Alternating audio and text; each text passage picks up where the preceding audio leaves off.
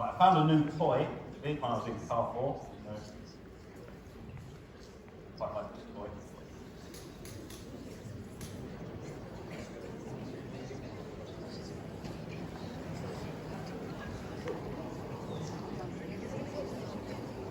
Just to warm it up a little bit.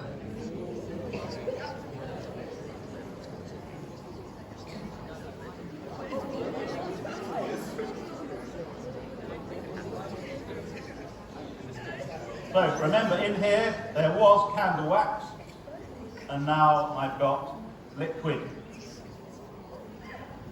wax. Goodness.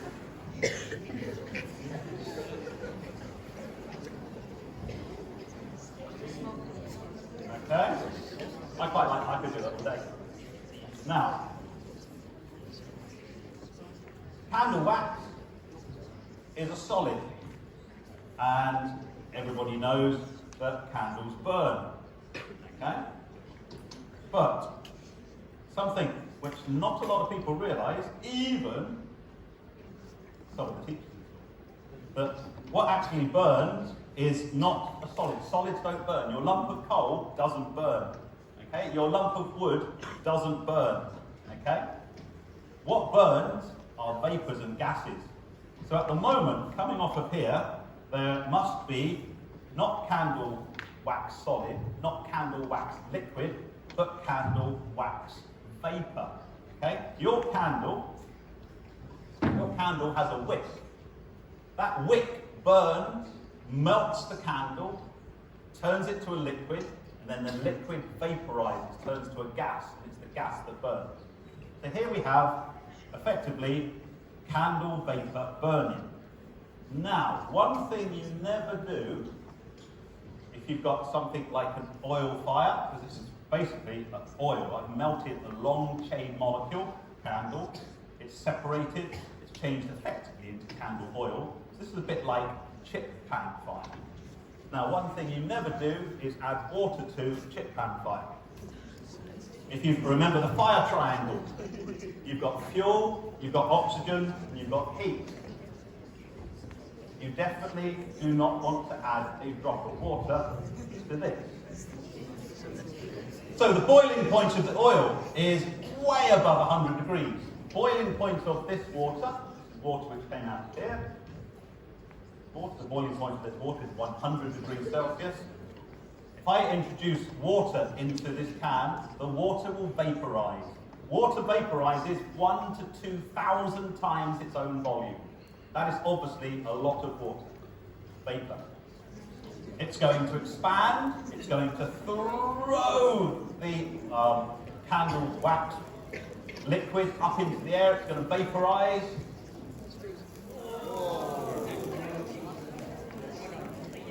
Never go back to a firework. And what will happen is it will increase just imagine the blob of liquid will be thrown up into the air and break apart into 10 million tiny little specks of liquid, which will all vaporize with the heat, and they should catch fire. So this is one drop of water. One drop. So I thought, one drop. Come on, Mr. Miles. So, just check. Hang on. Okay, so I had been teaching in 1990, okay, at my first school for all of 2 weeks, when I decided it'd be a good idea to upscale this experiment. Okay, my head of chemistry was watching, as head of chemistry is today, and I managed to put a burn mark on the ceiling of the lab, which was 6 foot in either direction, so 2.5 meters in either direction. And it goes something like this.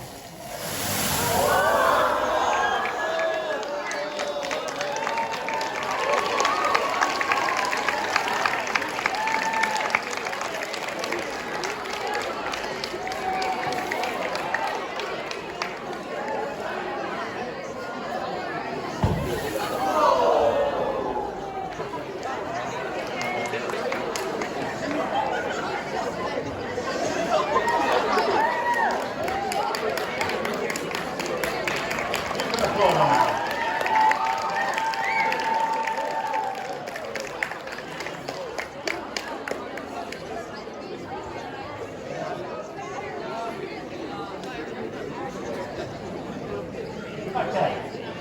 So, as you can imagine, the head of chemistry was not too pleased at the new appointment at the school in southern England in the brand new lab. Had a beautiful demonstration of a chip vampire, but unfortunately it didn't burn the ceiling. The amount of energy is distributed quite widely for energy density.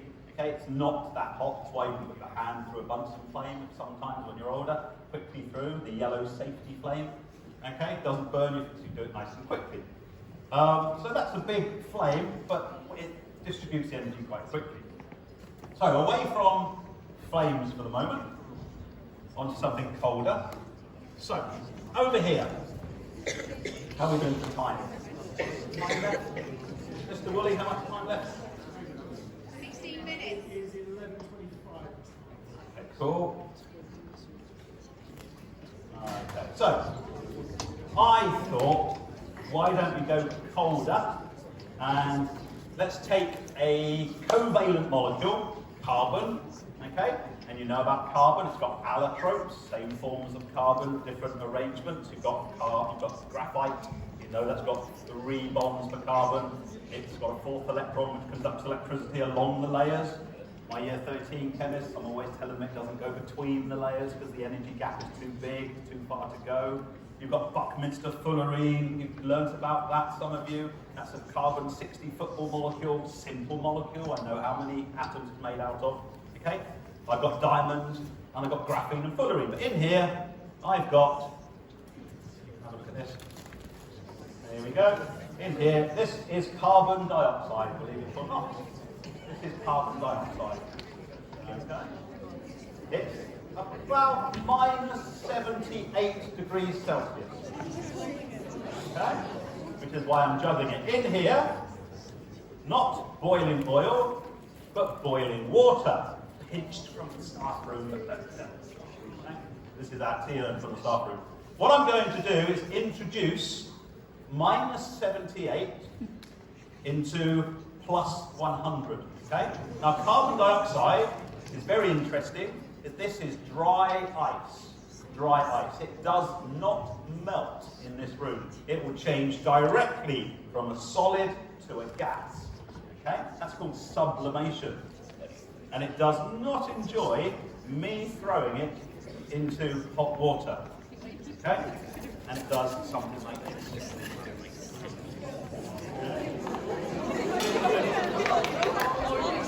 Okay. Very cold. 3, 2, 1.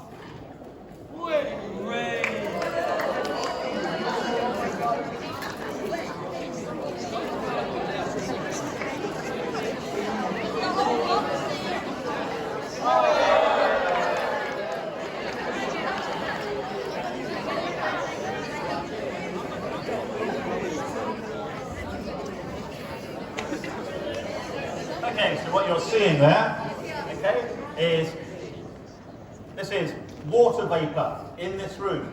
Possibly your breath condensing, okay? It's not coming from the hot water. You have seen this. You can see the top of this. So it's not coming from hot water. That's my breath being forced to condense. Now, you can see that anytime you like when you open up a can of soda. Open up a can of soda next time.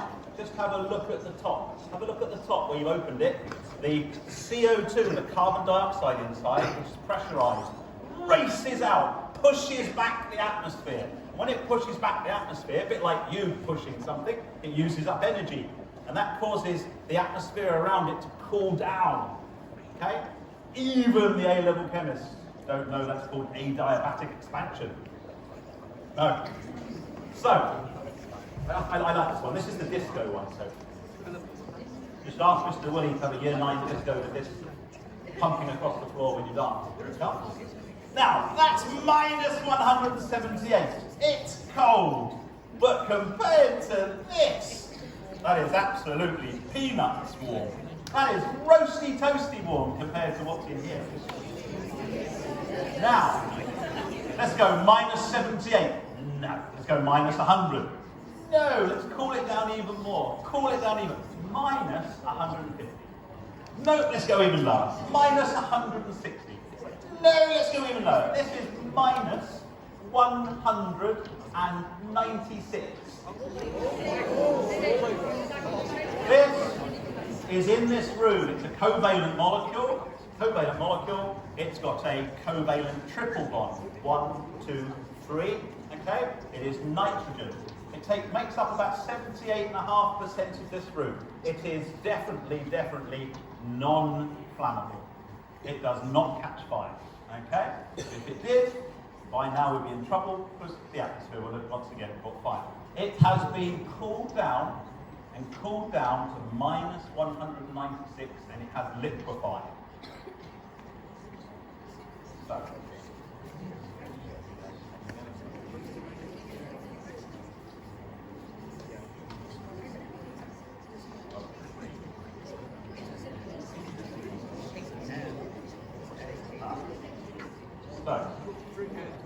now have a close look at that. That is liquid nitrogen. What you're seeing is liquid nitrogen boil, because this room, of course, is about 24 degrees Celsius. This is liquid nitrogen minus 196. So if I do this and pour it into this tray, the tray is at room temperature, and it will boil. It's boiling away. Okay, same thing again. My breath. There's no hot water here, it's my breath. Okay, so.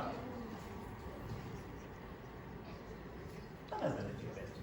Okay, but we don't just want a little bit. We want. How much do we want? Okay. So.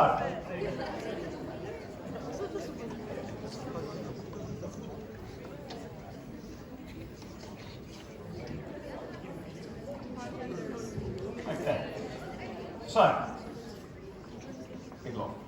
Okay, here we go. Some liquid nitrogen. And coming close, I want you to see this liquid coming out of here.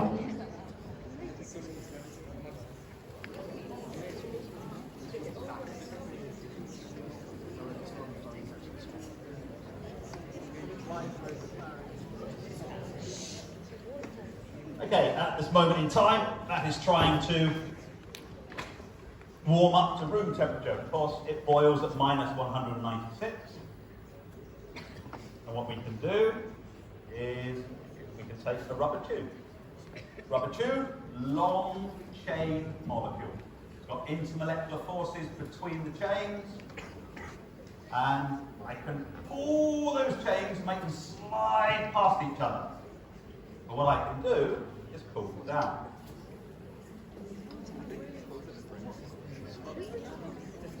So I'm cooling down that. Whilst I'm cooling that down, let's get a rubber ball. Rubber, natural long chain molecule from a rubber tree. Okay? Molecules slide past each other. Let's cool those down. Okay? Flowers. Well, it is Valentine's Day nearly. So let's put some flowers in there.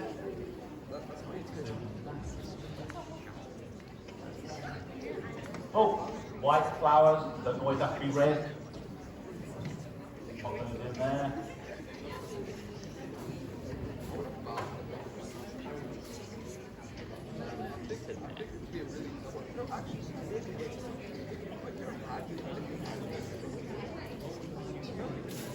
Okay, so I have cooled down these materials. I've cooled them down, and what I've done is now they are so cold that I'm not allowing any motion. I've made the particles slow down and slow down and slow down and slow down, slow down, and now I can't move them past each other very easily, and so they will stop being flexible. So take out the rubber tube from before, here's the rubber tube, and now the rubber tube does this.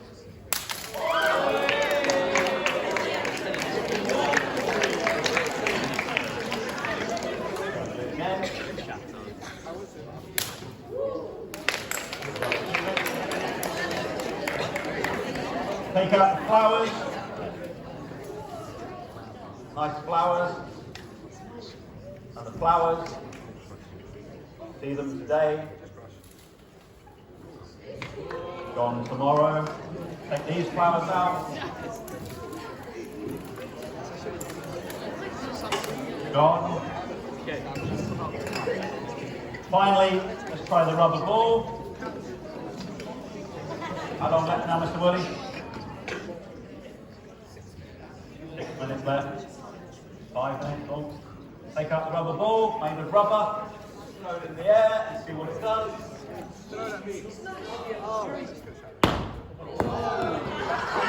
Don't pick it up. You can kick it back with your foot. Little football pass. Thank you. Look at that. Woo!